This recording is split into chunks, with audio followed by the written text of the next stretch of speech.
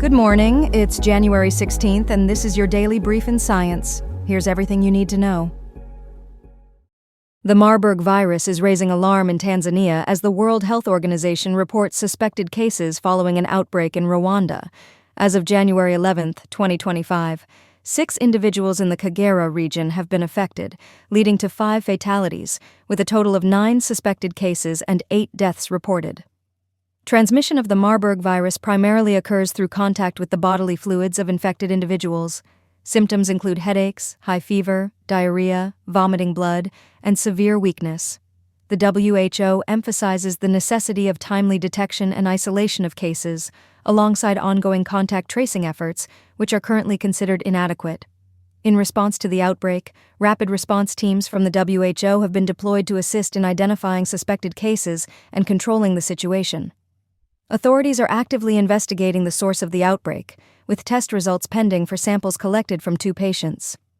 The WHO has warned of the potential for geographic spread of the virus, citing delayed detection of cases as a significant concern. Global health authorities are closely monitoring the situation and urging vigilance to prevent further spread in the region. The origin of the suspected outbreak in Tanzania remains unidentified, though previous outbreaks have been linked to fruit bats.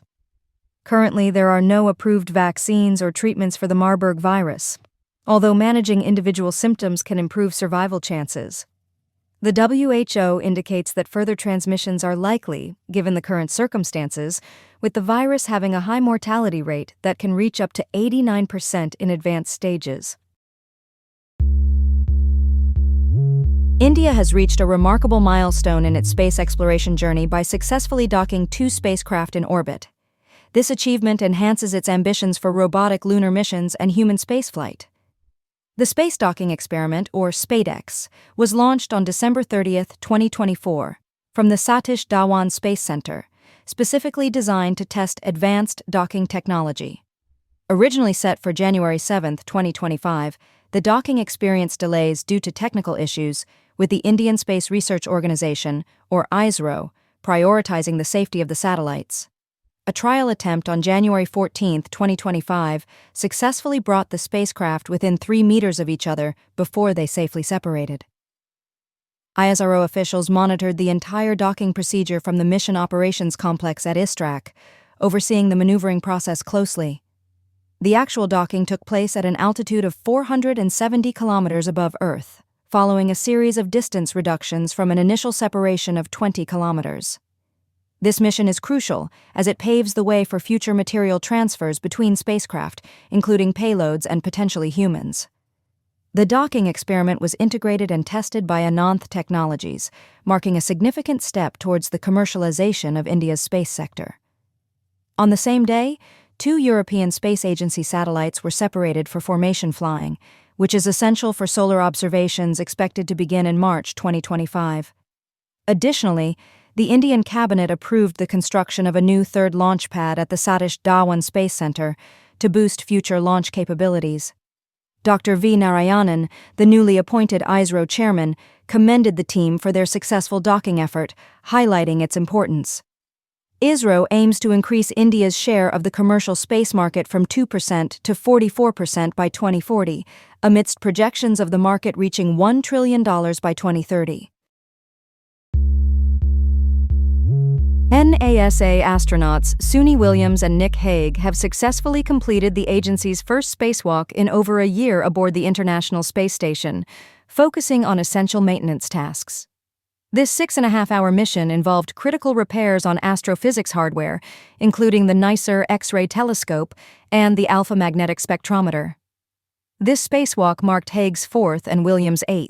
Being the first for NASA astronauts since a previous attempt was aborted last summer due to a spacesuit cooling loop leak, a problem that has since been resolved. As Williams exited the ISS, she expressed her excitement over the radio, signaling the beginning of their mission with the words, "I'm coming out." Among their responsibilities, the astronauts prepared a backup elbow joint for the Canadarm2 robotic arm to ensure quick replacement capability if necessary. They also replaced a rate gyro assembly for orientation control and patched damaged light filters on the NICER telescope. The alpha magnetic spectrometer, a $2 billion particle detector launched in 2011, plays a crucial role in the search for dark matter by analyzing cosmic rays.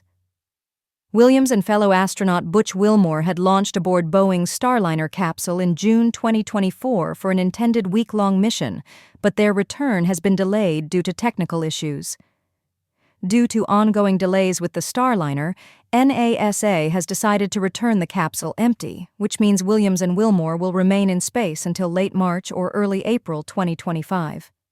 The ISS, continuously inhabited since 2000, requires regular maintenance akin to vehicles on Earth, underscoring the importance of such spacewalks. Nicole McElroy, a flight director at NASA, expressed confidence in the crew's preparations, highlighting their readiness and enthusiasm for the tasks ahead. Next week, Williams is scheduled for another spacewalk with Wilmore, further contributing to her extensive experience aboard the ISS. Researchers have made a significant advancement in the fight against snakebites by developing artificial intelligence-designed proteins that specifically target and neutralize snake venom toxins. This innovative approach, published on January 15, 2025, in the journal Nature, demonstrated its efficacy in laboratory experiments where these custom proteins saved mice from lethal doses of cobra venom. The study highlights the potential for these de novo proteins to be utilized beyond just snakebite treatment, indicating future applications in combating various diseases. Current antivenom treatments rely on antibodies derived from animals, which complicates their use due to refrigeration needs and limited shelf life, especially in rural areas where access to medical care is often constrained. Traditional antivenom therapies utilize plasma-derived polyclonal antibodies from hyperimmunized animals, but their effectiveness is frequently diminished by high costs and inadequate distribution channels. While the results from this research are promising, extensive testing for safety and efficacy in humans is necessary before these proteins can receive approval for clinical use. The next steps involve developing these proteins into a product suitable for human testing, ensuring that they do not bind to unintended human tissues. With snakebites causing over 100,000 deaths annually, particularly in resource-poor regions, the demand for effective and affordable treatments is critical. Synthetic binders have shown promise in neutralizing snake venom toxins, even outperforming conventional antibodies in some cases, although they have yet to neutralize the entire spectrum of cobra venom toxins. In vivo studies confirmed that the designed binders provided complete protection against lethal doses of neurotoxins in mice when administered shortly after exposure to the toxin. This research contributes to a growing body of work in antivenom development, following the WHO's 2017 designation of snake envenomation as a neglected tropical disease. A recent study published in the journal Nature has unveiled a significant aspect of Iron Age society in Britain, revealing the influential role of women in the social and political structures of Celtic communities, particularly among the Durotriges tribe.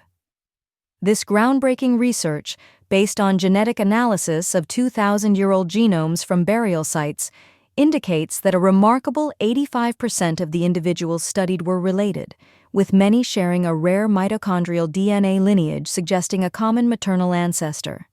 The study highlights a matrilicality pattern where men moved to their wives' communities, challenging traditional views of family structures in historical contexts. This suggests that land and property may have been passed down through the female line, a practice that is notably rare in history.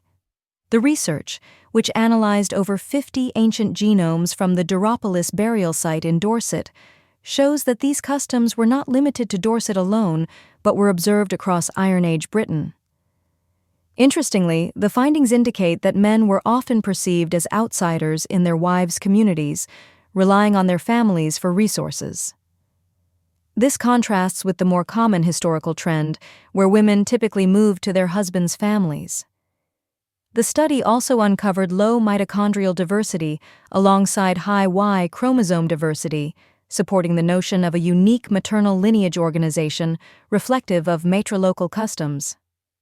Researchers constructed a family tree revealing that most individuals traced their maternal lineage back to a single woman, reinforcing the concept of women's centrality in familial and social networks. While the study does not assert that women held formal political power, it suggests they exerted significant control over land and property, contributing to a more egalitarian society than that observed in Roman times. Moreover, the evidence indicates that women maintained lifelong social networks, which may have facilitated their ability to inherit and manage land, further underscoring their importance in Iron Age society. Additionally, the research points to vital cross-channel connections during this period, indicating ongoing interactions between British and continental populations, particularly through the Durotriges territory. This has been your Daily Brief in Science. To read more about these stories, follow the links in the episode bio. You can also subscribe to these updates via email at www.brief.news. For more daily podcasts about the topics you love, visit brief.news/podcasts. Tune in tomorrow. We'll be back with everything you need to know.